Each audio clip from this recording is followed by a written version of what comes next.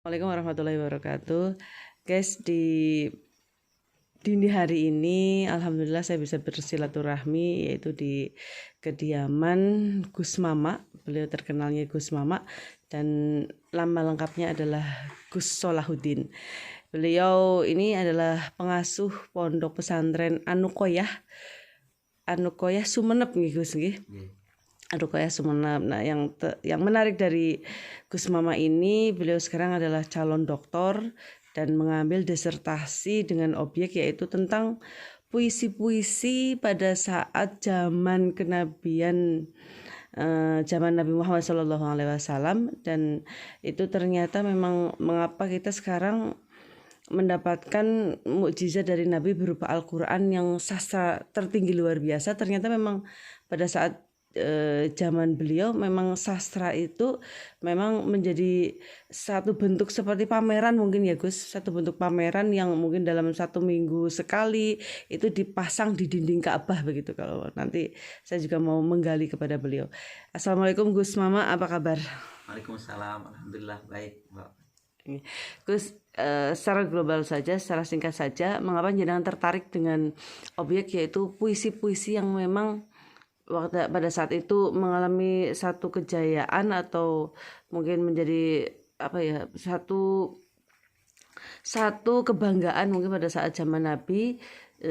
Mengapa jenengan angkat tentang puisi-puisi pada saat itu yang ditempel di Ka'bah itu gimana Gus? Baik, terima kasih. Karena barangkali bagaimanapun saya yang Madura 100% ini, tapi kan banyak terbentuk oleh peradaban dari Arab. Karena pendidikan dari orang tua. Yang mana pendidikan Arab ini, bangsa Arab ini bangsa penyair. Itu yang membedakannya dia dari bangsa Romawi misalkan dalam politik, atau bangsa Yunani dalam bidang filsafat. Orang Arab ini mendewakan dalam tanda petik penyair. Duta mereka, duta suku mereka, karena orang Arab hidup dalam kelompok-kelompok suku, yang mereka banggakan itu memang penyair. Yang mereka rayakan itu kalau nggak kelahiran anak, ya munculnya seorang penyair baru. Mereka bangga-banggakan dengan kabilah-kabilah yang lain. Nah, yang menarik adalah bahwa syair ini tiba-tiba menjadi salah satu tonggak kebahasaan Arab yang memungkinkan dengan demikian Al-Quran turun itu menjadi mukjizat. Tanpa adanya perantara dan pengenalan ketinggian bahasa melalui medium syair ini, orang Arab tidak akan melihat keindahan Al-Quran dan tidak akan takjub.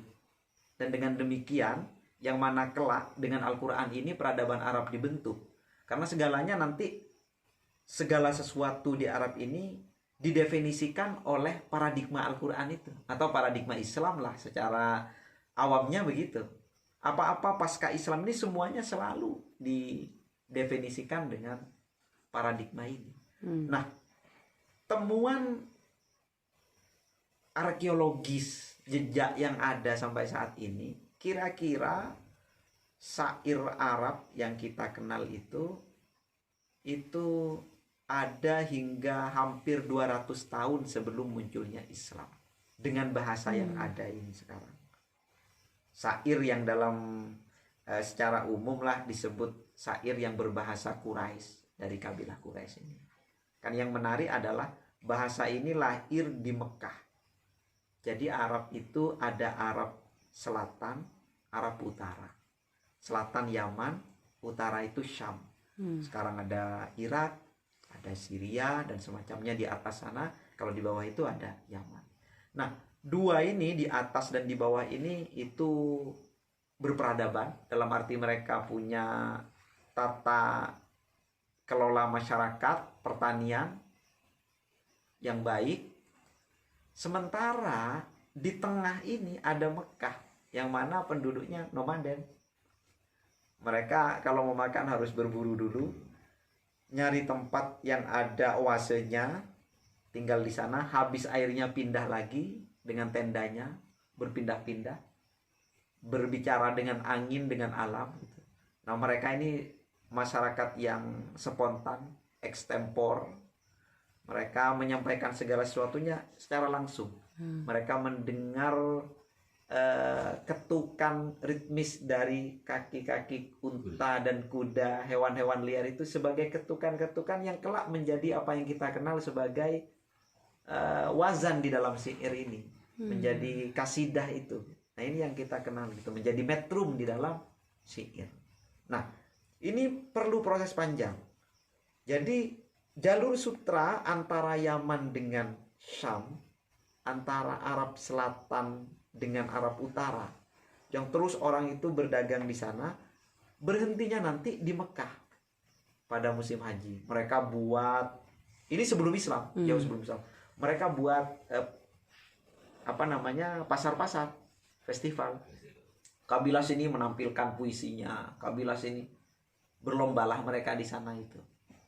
Tapi karena ini Mekah, pusat kotanya, Jakartanya, maka bahasa lambat laun, bahasa dari macam-macam daerah itu, macam-macam dialek itu berubah, harus distandarkan dengan dialek Mekah. Jadi kalau insya Allah saya putus. Jadi mengapa akhirnya berpusatnya di Mekah itu, padahal kan dari struktur masyarakatnya nomaden ya, berpindah, dan berarti kan secara kemapanan lebih tidak stabil daripada Yaman Utara dan kemudian yang dari selatan ya. Betul, tidak ada kemapanan sama sekali. Iya, kok malah menjadi pusat nih waktu itu untuk bertemunya ya para penyair-penyair itu ya. Karena di jalur sutra perdagangan ini mereka berhenti di kota tua Mekah ini yang merupakan buyut dari orang Arab juga. Kotanya Nabi Ibrahim gitu. Di sana itu memang kota haji dari sejak dulu sebelum Islam, pra-Islam. Maka kumpul. Oh, jadi berpindah-pindahnya masyarakat, tapi untuk satu titik bertemu di Mekah itu masih tetap menjadi satu pusat perdagangan gitu ya. Iya, perdagangan kalau musim haji kan. Dan ya walaupun bukan musim haji, ketika pokoknya mengikuti pola perdagangan dan musim haji itu. Mereka di sana ya berkumpul di titik pusatnya itu ya Mekah itu gitu. Masyarakat Mekah sendiri ya pindah-pindah ngikutin angin dan ngikutin musim gitu ya. Pindah-pindah terus. Nah, tapi mereka punya kemampuan di dalam ekspresi ekstempor itu. Makanya disebut syairnya itu syair liris karena spontan dia. Tidak syair naratif seperti syair-syairnya Yunani yang panjang-panjang, dramatik, epik gitu, enggak. Syairnya liris katanya. Karena kenapa? Langsung saja mereka menyampaikannya. Memang ahli mereka. Nah, lama-lama seperti kritikus sastra di sana menilai puisi-puisinya orang bermacam-macam berlalu lalang ini.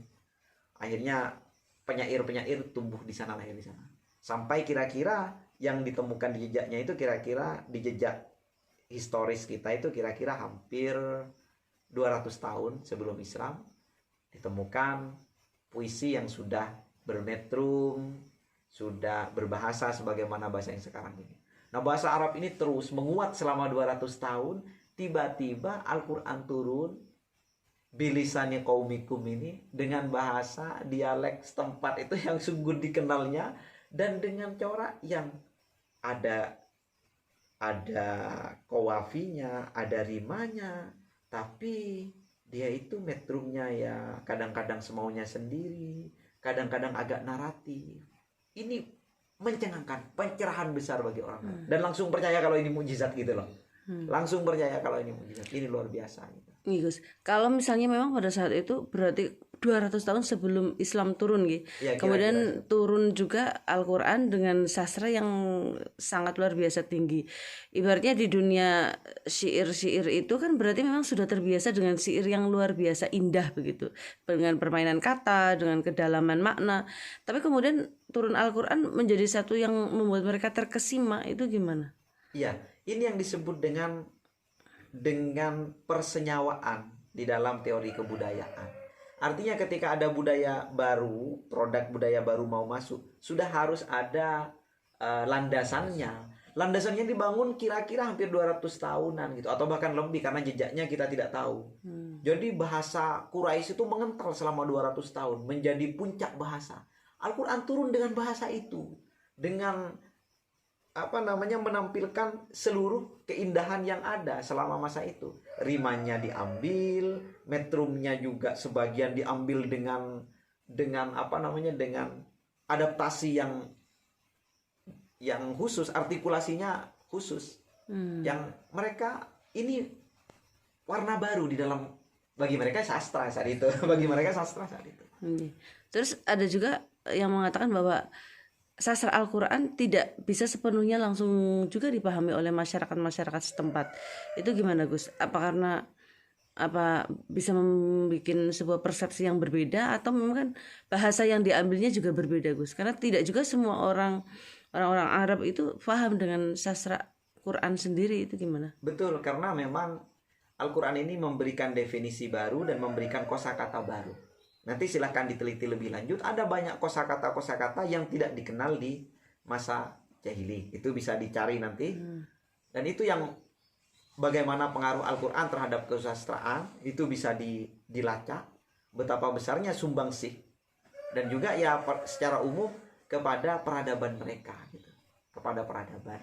Terus objeknya dengan di disertasi ini sebagai pembanding antara Al-Quran dengan sastra-sastra yang memang waktu itu berarti mid-in penyair-penyair Arab, atau bagaimana itu?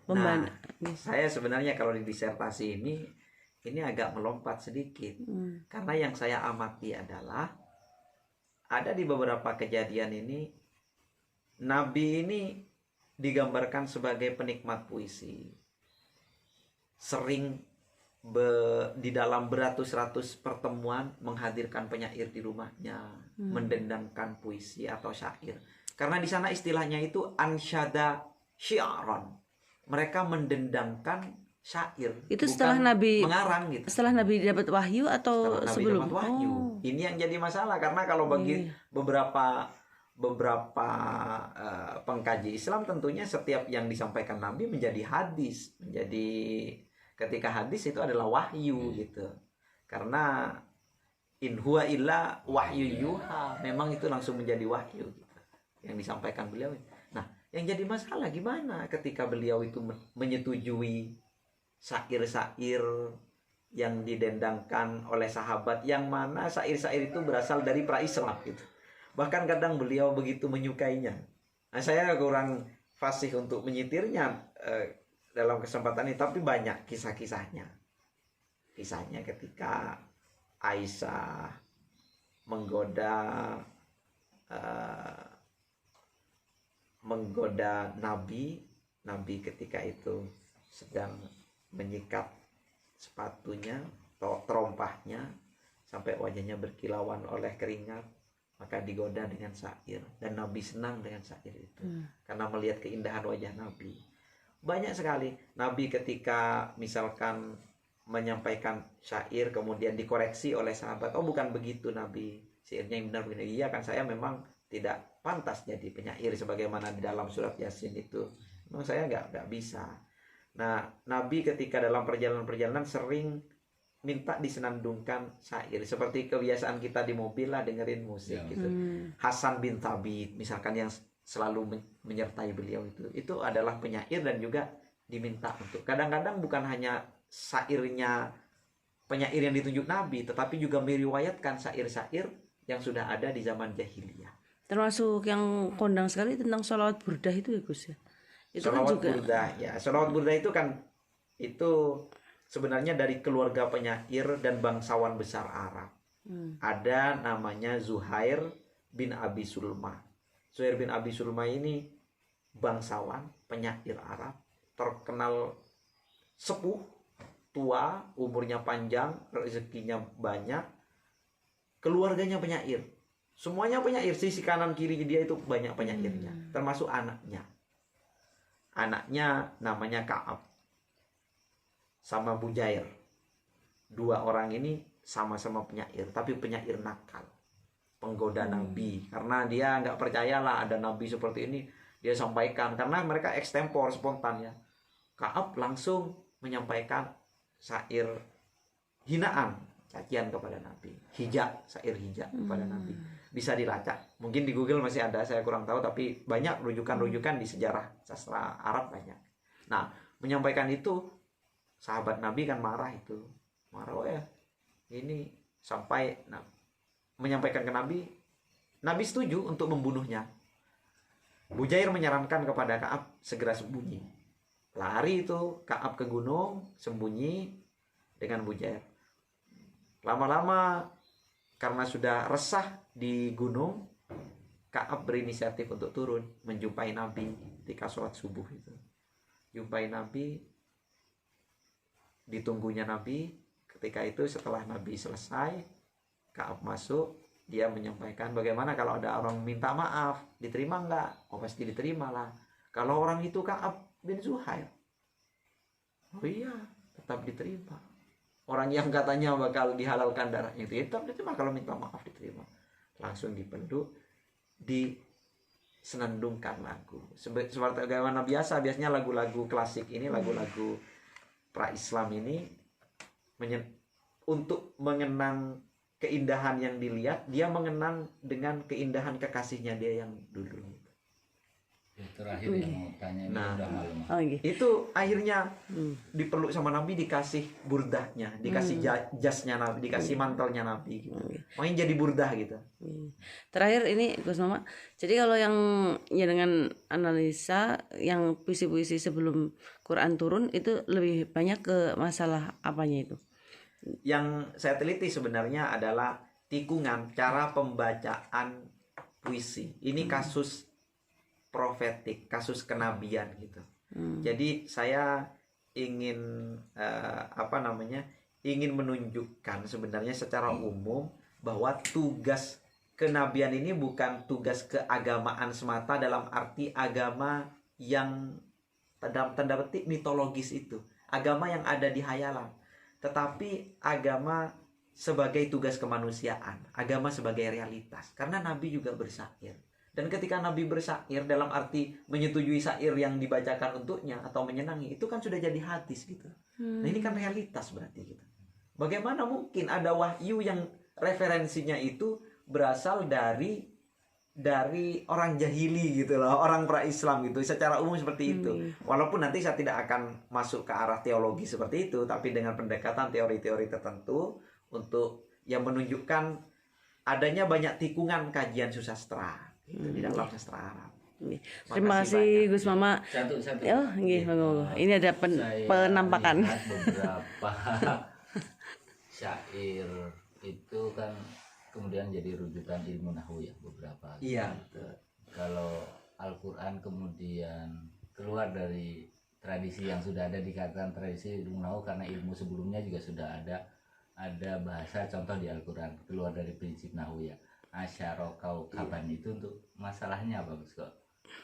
Harusnya kan asyarotaka kan, karena berbeda itu arah yang diinginkan. Barangkali ada beberapa banyak lah yang menjadi istisna dari ilmu nahwu sendiri kemudian muncul di Al-Quran. Itu sebenarnya ini kaidah nahwu ini berarti kerangkanya untuk apa itu?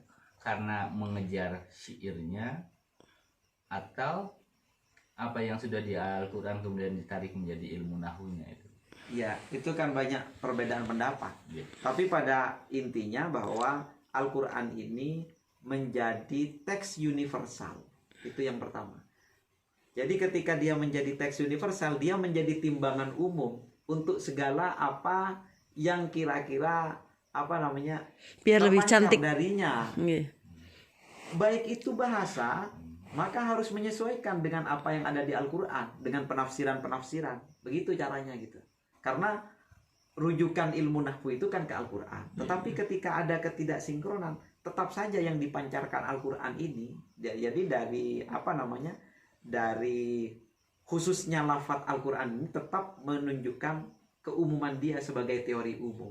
Sementara perbedaan pendapat secara linguistik, gramatikal itu dikaji bisa dari berbagai sisi karena perbedaan penafsiran dan semacamnya gitu. Sesuai kasus-kasus. Ya biar lebih indah aja. Atau bisa jadi ada sebenarnya Tuhan sedang menutup rahasia yang di situ masih karena kita belum mengkajinya di akhir. Ada apa sih di istisna? Itu yang saya tidak tidak masuk ke sana gitu karena nanti tafsirnya menjadi Kan tafsir bisa Isyari. jadi Tafsir kayak gini loh Isyari ya. gitu. Ada apa di hatimu? Mengapa engkau diam membisu? Apakah hatimu tertutup salju? Kan biar lebih indah bisa jadi juga ya Gus ya.